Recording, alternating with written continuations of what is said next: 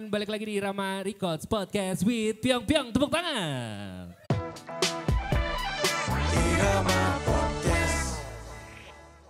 Assalamualaikum warahmatullahi wabarakatuh. Selamat malam teman-teman semuanya. Teman-teman, jadi Pyong Pyong itu udah bisa dibilang kalau tahun lalu di tahun 2020 ya.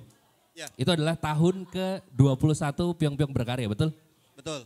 Nice, berarti di tahun ini adalah tahun ke-22. Iya. Wah gila, luar biasa. Tepuk tangan boleh loh buat Pyong Pyong loh. 22 tahun. Berarti tahun berdiri di tahun 1999. Iya. Wah itu kelar 1998 ya. Wow kelarnya kita stres banget tuh sama Harto ya kan. Tapi memang yang jelas juga mungkin teman-teman juga yang belum terlalu ngerti Pyong Pyong. Kemarin Pyong Pyong habis merilis sebuah single dan pastinya video klip yang berjudul Aku dan Dunia. Tepuk tangan dong. Yeah. Kebetulan featuring sama Fanny Sugi. Nah sebenarnya Mas, kenapa terus akhirnya sebelum kita lama banget nanti ngomongin soal flashback. Kenapa terus akhirnya milih Fanny? Kan banyak tuh kalau vokalis-vokalis di Semarang gitu kan. Kenapa milihnya Fanny? Waktu itu yang memilih Mas Bayu sih. Mas Bayu? Ya jadi biar Mas Bayu. Coba Mas dibuka maskernya, dikit aja. Nah ini Mas Bayu, ya kan bisa ke sana Mas, kenalan sama teman-teman. Ya ini wajah-wajah garangan ya. Jadi memang kenapa milihnya Fanny Mas? Apa ya, dalam setiap kehidupan itu perlu sebuah keseimbangan. Yes. Jadi adanya hitam dan putih, tinggi dan rendah seperti itu. Dan Betul, kita kan betul. mungkin ibaratnya setan dan malaikat. Kita perlu sesuatu yang mencerahkan. Gitu. Oke. Karena pas kita bikin lagu itu saya rasa mau yang nyanyi Mas Adit, Pandu kok enggak Ya. itu ya. Nah, kayak gitu coba ke kiri ke Devani, cocok. Gitu. Oke, mungkin karena kalian jawabnya terlalu lebar ya. Ngomong gue manajer Odo. Ya, kan? itu sebenarnya Ya. gitu Mas. Iya kan? Kita itu sempat itu sih Mas, terjadi Perdebatan. perdebatan Oke. pelik dengan manajernya. Oh, di manajernya. Heeh, Oke, Pak, oke, oke. sampaikan ke manajernya Sugi. Kita pengen featuring sama vokalisnya. Tadinya berarti memang muncul satu nama Fanny itu dari Mas Bayu. Eh, Atau Ya, gimana? Iya. Ya. Iya. Wah luar biasa ya. Agak-agak nih. Pandu sama Mas Adit ngasih kurasi nama juga nggak waktu itu? Enggak. Enggak sama sekali. Emang dari Mas Bayu sendiri langsung. Oh berarti langsung dari Mas Bayu. Oke luar biasa. Nah Mas Adit. Cocok. Mas Adit kita kalau ngomongin soal juga tadi pemilihan Fanny. Ya.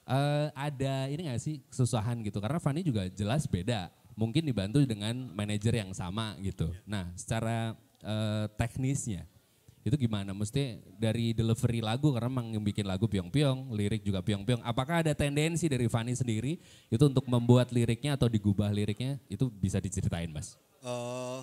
Kalau sebenarnya kalau Devani itu termasuk ini ya cepat banget beradaptasi. Jadi Cepat banget beradaptasi, oke. untuk lagu yang featuring sama Devani itu secara nggak langsung ngeblend ke Oke. Devani ya gitu. Jadi kesusahan paling di range vokal ya. Karena kan cowok sama cewek. Beda ya? Iya. Oke. Tapi ngerubah chord, enggak? Ya kita harus menyesuaikan biar Devaninya nyaman ketika menyanyikan lagu. Nice, luar biasa. Ini kayak gini nih, maksudnya musisi lama juga, 1999 ya kan. Tapi tetap juga setidaknya nggak mau sombong juga gitu kan. Ngikutin yang junior, yaudah lu maunya bisanya kayak gimana kita ngikutin gitu ya. Oke Mas, tapi kalau ngomongin tadi teknis segala macam. Itu sampai Fanny ngulik ke instrumen segala macam gitu nggak?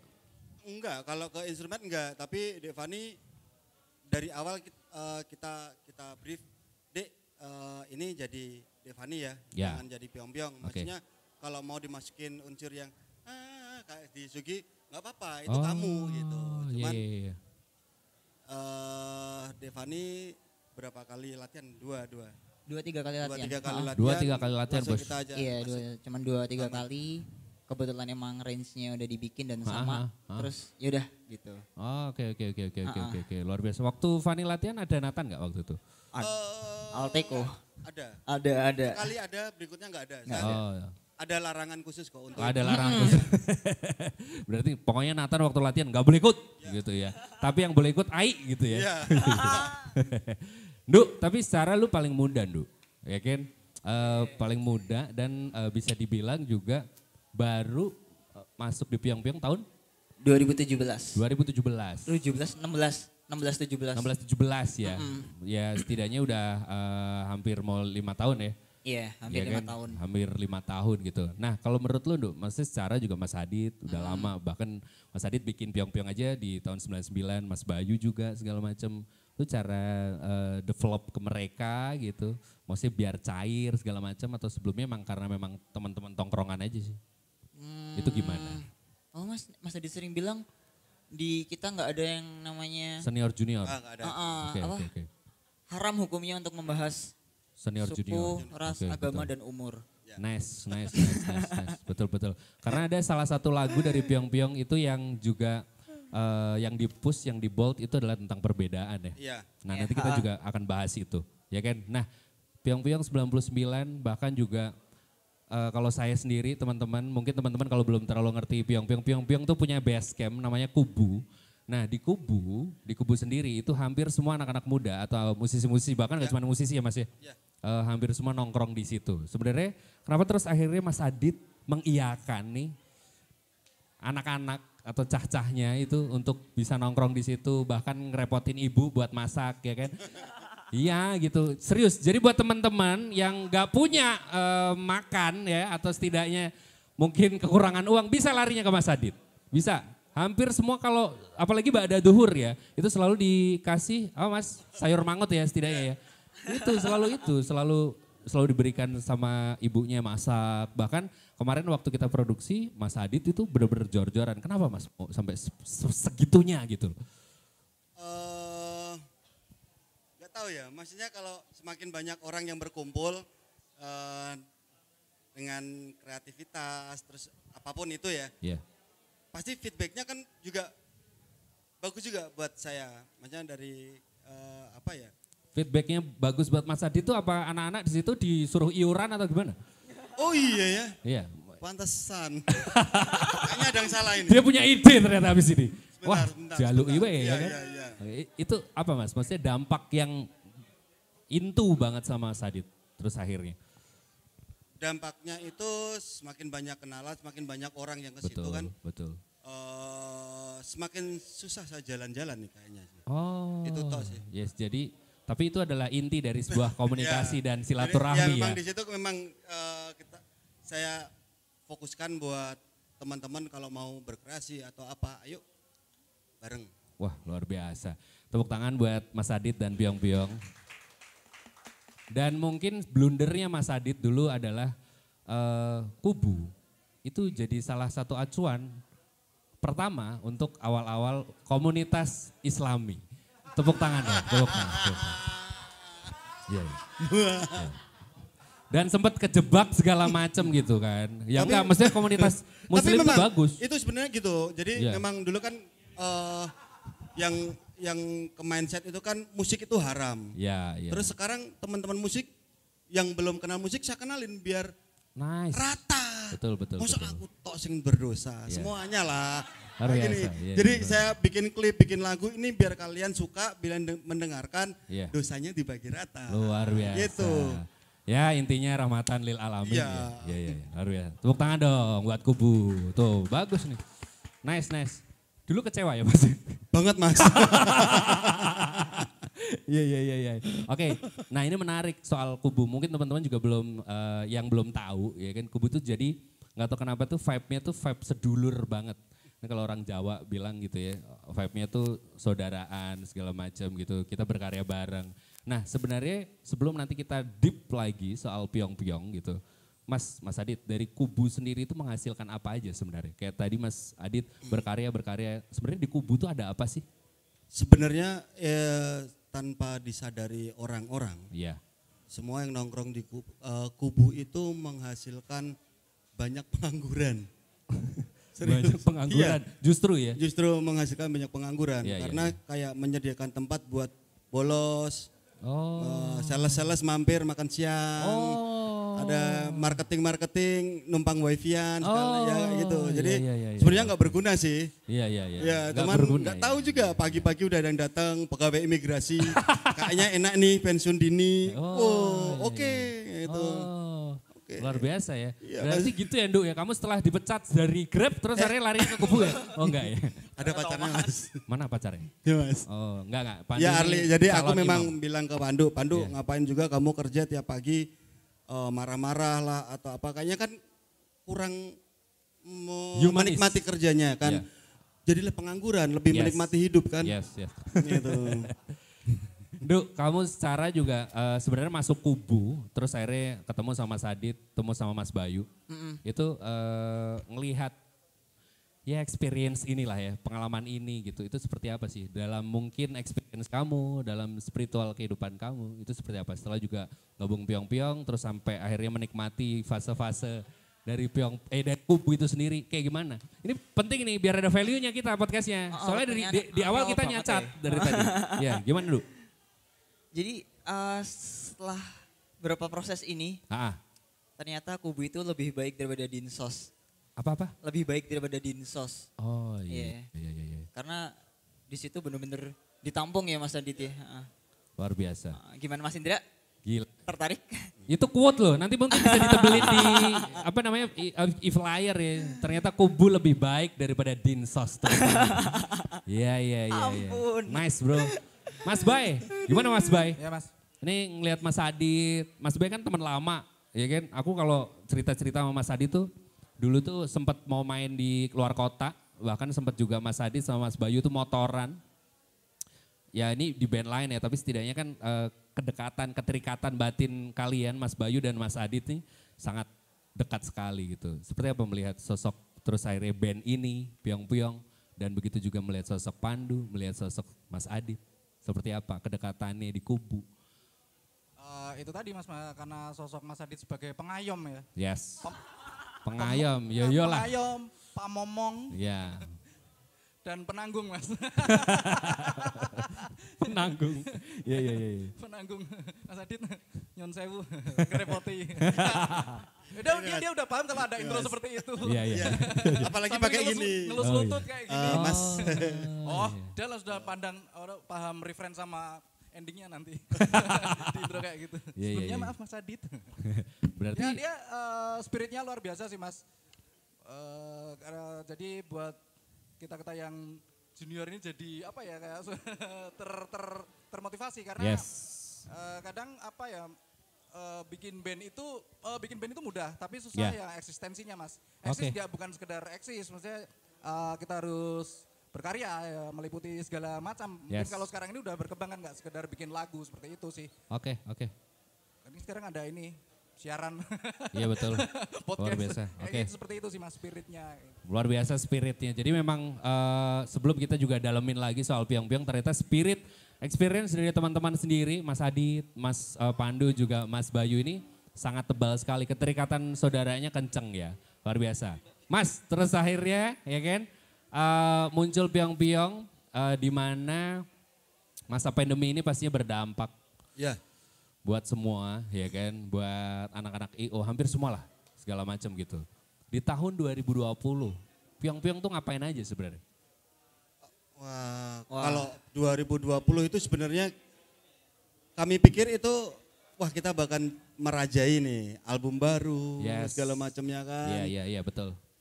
Ternyata pandemi kita mundur produksi. Dari situ kita cuman bisa berkarya ya ternyata memang pandemi ini mengajarkan kita untuk lebih menghargai apa yang kita punya. Nice. Kayak gitu. Jadi kayak kamu itu punya orang-orang di sekelilingmu yang masih bisa survive.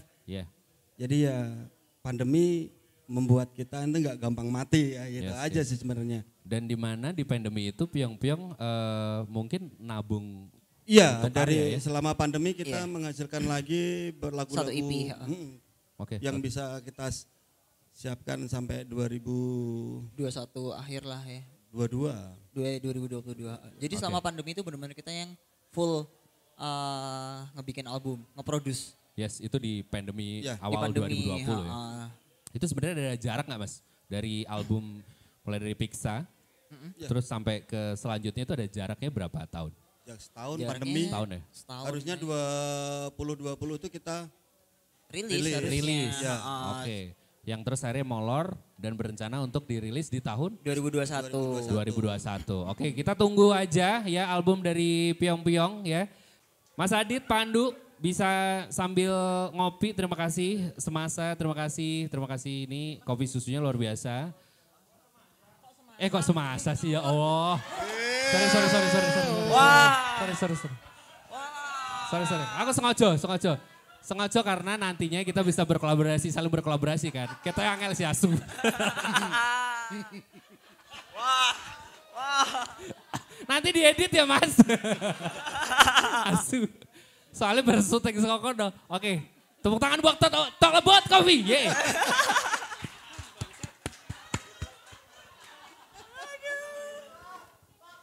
Bosok ya. Talk About terima kasih Mas Mart. Tapi karena memang juga kayak aku awkward nih Bang, Satasu. Makasih Bosku. Makasih Bosku. Tiba-tiba aku aja tak kasih 1 feed review wes, sumpah. Enggak gini, sumpah serius. Enggak, aku kan marketing sore, tak gawe ke video api, sumpah. Fuck. Ya. Nanti placement di video klipnya Pyong Pyong ya. Yang kedua. Nah, video klip setelah Aku dan Dunia ini nantinya karena memang yang bikin kan Suri Pictures. Nah, kenapa terus akhirnya berkolaborasi dengan sebuah production house waktu itu?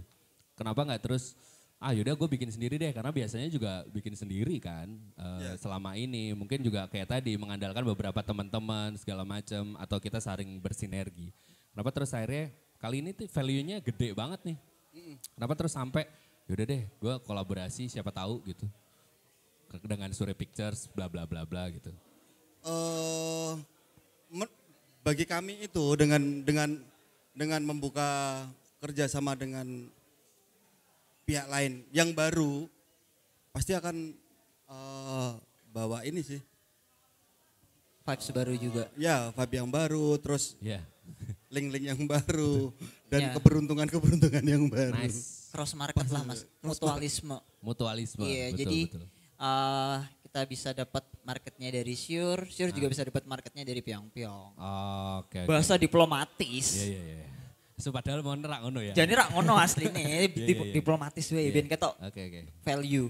Nice. Back to value. Tepuk tangan dong buat Talk About. Ya, luar biasa. Gila.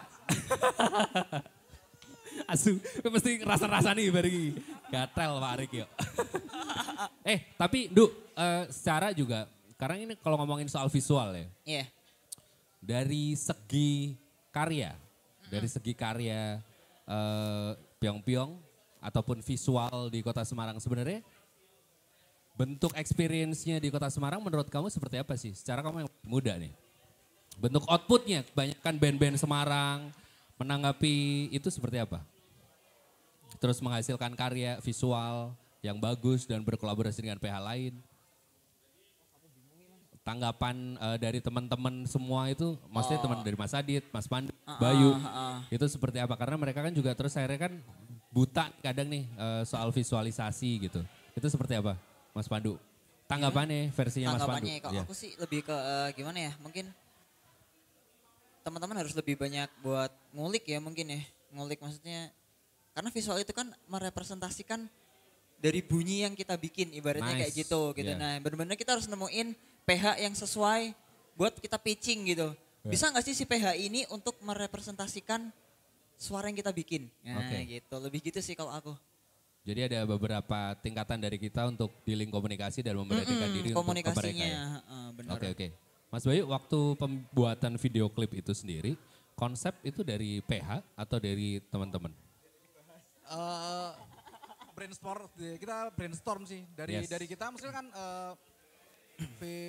visualisasi penting, tapi karena bukan keterbatasan ya, tapi kadang kita sekiranya itu udah menyampaikan dari ide-ide lagu, oke lah seperti itu. Cuma kan dari PH karena dia yang ngerjain visualisasinya mesti pengen yang sebagus mungkin kayak gitu. Yes, itu konsepnya intinya sebenarnya sih yang lagu Aku dan Dunia itu intinya cuma ini sebenarnya si kurir kayak gitu. Iya. Apa si tokoh utama ini sebenarnya kurir ya. Intinya seperti itu. Cuma sama si PH dia berarti bisa menangkap pesan yang kita inginkan, sampaikan, yang kita sampaikan. Jadinya wah lebih dari ekspektasi. Oke. Kebetulan emang kreatif direkturnya ya. Dia dari PH itu Om Bolang-Baling tuh bisa nangkep yang kita mau. Bukan gitu. saya. Oh bukan ya. Iya. Katanya yang kredit title-nya tulisannya kuwi kok Mas. Bukan, si Rico Julian. Iya. Iya. Saya membenarkan aja Mas. Tapi gini Mas, kalau ngomongin soal visual, apakah sebelum-sebelumnya juga dari video klip Pyong-Pyong ya, dipikirin secara head to head atau ngobrol dengan teman-teman, atau setidaknya teman-teman ini punya lead nih? Yang bikin lead cerita harusnya Pandu atau Mas Adit atau gimana? Atau ngalir aja?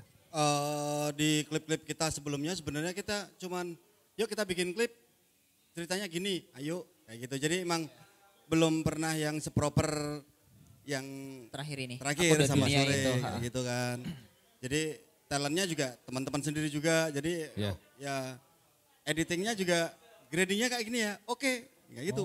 Udah kayak gitu. Jadi emang semuanya serba kita lakukan sendiri kayak gitu. Jadi kebetulan yang nongkrong di kubu itu kan lintas ya. Yeah. Ada yang tukang foto, lintas video, profesi. Nah ya kayak gitu. Jadi ayo yuk bikin kayak gitu. Oke. Awalnya pastinya juga di develop sendiri ya. Iya. Wah ini seru banget nih. Tapi sampai produksi, detail produksi itu detail juga gak sih? Maksudnya sebelum ini ya, sebelum Aku dan Dunia. Ngikut juga gak sih maksudnya dari Bayu, Pandu, Mas Adit? Ya sebenarnya ada detail pasti kan ada kan. Ya. Cuman lebih detail lagi di paling bagus ini sih. Maksudnya paling detail itu yang video klip yang sama Jika. Sama Dika. Jika. Oh Jika. Di Jika. album Pixar. Yes. Oke berarti sangat luar biasa detail ya. Karena memang juga ini luar biasa dan sekali lagi boleh tepuk tangannya untuk Pyong-Pyong. Dan talk about coffee dong pastinya. Tapi ini terakhir Mas, mungkin juga ada beberapa catatan ya kan. Selama ini kan udah 22 tahun nih. Ngeband udah 22 tahun dan pastinya juga teman-teman udah ngerti lah Pyong-Pyong artinya apa segala macam. Babi yang dipanggang berarti ya. Nah dari pendewasaan sebuah karya musik, menurut teman-teman sendiri gitu, apakah si logo ini akan dibawa terus atau gimana? Atau di branding ulang apa tetap dengan logo Babi ini? Belum kepikiran sih Mas. Oke. Karena mungkin bagi sebagian ada sih orang yang misalkan ini band apa ini kok seafood apa? Seafood. Apa makanan dorongan? Iya, makanan surungan ya. Makanan dorongan gak enak banget ya. Surungan jadi dorongan. Dorongannya apa Ki? Ya kan? Gak enak bro. Udah biar aja surungan bro gitu. Dorongan bro gitu. Jadi memang kalau ini kan udah identik ya Mas. Jadi kita memang nggak kepikiran sementara ini belum kepikiran. Yes. Sempat kepikiran ketika Danan diprotes ya ketika mau bantuin kita. Karena ini apa ini gambarnya babi itu kan haram. Iya, gitu. Terus Danan itu adiknya Pandu. Ya Danan, yes. Oke. Jadi kita harus menjelaskan. Babi yang ini tuh halal. Iya karena babi yang ini pastinya bermain musik ya. Iya. Padahal ku yono. Ya musik itu haram. Iya, oke. Tepuk tangan dong sekali lagi buat Pyong-Pyong. Mas karena memang juga udah 21 tahun dan terus akhirnya di tahun ini menjadi 22 tahun segala macem. Panggung pastinya juga sepi Mas. Ya kan, gimana maksudnya cara Mas Adit juga, cara Pandu, cara Mas Bayu segala macem. Untuk setidaknya kita beradaptasi nih dengan pandemi kayak gini. Mungkin teman-teman juga punya versi lain nih. Kalau versinya Mas Adit gimana? Emang berat ya kalau buat pelaku-pelaku musik, seni kayak gitu kan di pandemi memang benar-benar kita harus ngolah semuanya ya Mas. Yes. Kayak di awal-awal kita bikin kegiatan kayak live Instagram. Kita ngobrol sama Mas Heri Gundul. Cynthia Tangan kayak gitu. Gimana sih kalian kan dari televisi. Kena juga nggak dampaknya. Nah, kayak gitu ngobrol. Gitu. Pokoknya biar kita tetap bisa menjaga ini semangat. Komunikasi sama semangat ya dengan audiens, maksudnya kita masih ada selain rilisan lagu ada progres kayak gitu. Maksudnya kan yang tadinya dengerin kalau sampai hilang gitu kan maksudnya bingung, lama-lama lupa. Tapi sebenarnya Mas, kayak gini tuh kondisi pandemi ini sebenarnya kalau udah yang terbiasa itu kayak udah kayak gini lost aja maksudnya kan kita biasa di dunia musik bawah tanah. Sehingga kadang untuk acara yang live besar tuh ya nggak bakalan dikasih izin, tadi udah biasa bikin acara aja, nggak diundang di acara ya bikin acara lah kayak gitu. Kayak ini sama nggak ada acara bikin acara. Bikin acara gitu. Nah, kayak kita nggak ada yang rilis sendiri lah kayak gitu. Oke. Sama kita ya bikin acara kecil sama teman-teman kayak gitu. Ya kalau ketahuan dibubarin. Kayak gitu Mas, sebenarnya spiritnya sama karena udah spirit musik underground seperti itu. Musik roots, musik culture. Kalau udah terbiasa, kayak gini, ya berarti balik ke seperti yang dulu benar dilakuin. Di studio nih, pesannya bukan 1 jam tapi sekalian 5 jam. Ternyata di dalam buat gigs. Iya. Kayak gitu kan, nggak ada event terus nggak band-bandan gitu. Itu sama seperti ketika kita nggak punya apa-apa terus nggak berbuat apa-apa. Nice. Kayak gitu. Luar biasa, tepuk tangan dong Mas Bayu dong, ini value lagi nih, keren nih. Ini ngulanginya susah Mas. Kenapa? Ngulanginya susah tadi. Oh iya, memang. Ya, tapi kalau menurut lu Nduk, seperti apa Nduk? Secara juga beradaptasi di era pandemi ini yang sudah mungkin lu, oke lah gue bisa nih bareng sama Pyong-Pyong nih. Mungkin lu punya tanggapan lain. Jadi yang dilakuin selama pandemi kemarin ya. Sebenarnya kita lebih menjaga engagement kalau bahasanya anak-anak startup, asik. Nice. Kita ngejaga anak startup, ngejaga engagement dengan audiens gitu. Ibaratnya kan Pyong-Pyong pasti ada nih sebelum-sebelumnya dan di masa-masa yang sunyi itu dan ternyata orang konsumtif banget sama internet. Yaudah kita main di konten aja gitu. Bener-bener engagement kita sementara by online aja gitu. Semuanya kita bener-bener kita set gitu. Maksudnya mulai dari live, mulai dari kita bikin live season juga. Ada beberapa update pas kita rekaman segala macamnya. Itu fungsinya cuma buat itu aja sih. Buat kita jaga engagement ke audiens kita gitu. Oke, itu termasuk juga maintenance terhadap keluarga babi ya? Iya benar, maintenance mereka juga. Nah sebenarnya kalau keluarga babi kayak gini, karena memang juga kan ini mulai nih, setelah juga merilis video klip segala macam, ternyata juga keluarga babi tahu gitu, ternyata ada rilisan. Sebenarnya keintensan dari mereka itu ada perubahan nggak dari 99 sampai ke 2022? Atau mungkin teman-teman sendiri, Mas Adit, Mas Pandu, Mas Bayu punya cerita unik nih dari teman-teman keluarga babi. Pasti ada. Pasti ada banget. Yang dulu ngikutin Pyong-Pyong masih SMA, SMP, kan sekarang pasti udah berkeluarga kayak gitu. Cuman alhamdulillah beberapa keluarga babi itu ada yang ini turun-temurun. Pertanyaan apa ya tadi ya? Keluarga babi yang sebelumnya gitu. Ada perbedaan nggak gitu Mas? Ada pasti. Ada. Dulu nonton di depan, sekarang main bareng Mas. Oh iya, salah satunya kamu ya? Dia, Pandu ini keluarga babi. Ya kan dulu ya? Dulunya. Lu asli Semarang Bos? Semarang ya? Nah, lu dulu nonton Mas Adit segala macam, Mas Bayu, Pyong-Pyong segala. Waktu itu terakhir, itu di mana? SMA 2. Terakhir sebelum ya Mas masuk ya? SMA 2. SMA 2. 2007. 2007, 2008. Oh, itu belum kenal sama sekali? Belum Mas. Atau udah nongkrong gitu? Belum ya? Belum. Cuma tahu tok ke sangari. Terus mulai sampai berani, wah tak cedak ya. Aku ngelahi, neng kubuah. Langsung. Nggak, kebetulan ketemu Mas Adit. Ketemu Mas Adit lewat Tinder. Kita match. Match. Luar biasa ya. Ini bukan keluarga babi, keluarga umum. Iya, Tinder. Tapi SMA 2 berarti aku ngamuk-ngamuk sama polisi tuh, Nduk. Oh, berarti kamu jelas ngelihat waktu Mas Adit ngamuk-ngamuk sama aparat. Waktu itu ngeliat ngomong-ngomong sama aparat. Kemarin gantian kita yang diamo. Kemarin gantian kita yang diamo. Oke. Dulu keluarga babi. Oh berarti emang engagementnya kenceng ya mas? Tetap dikomunikasikan ya? Masih. Oke.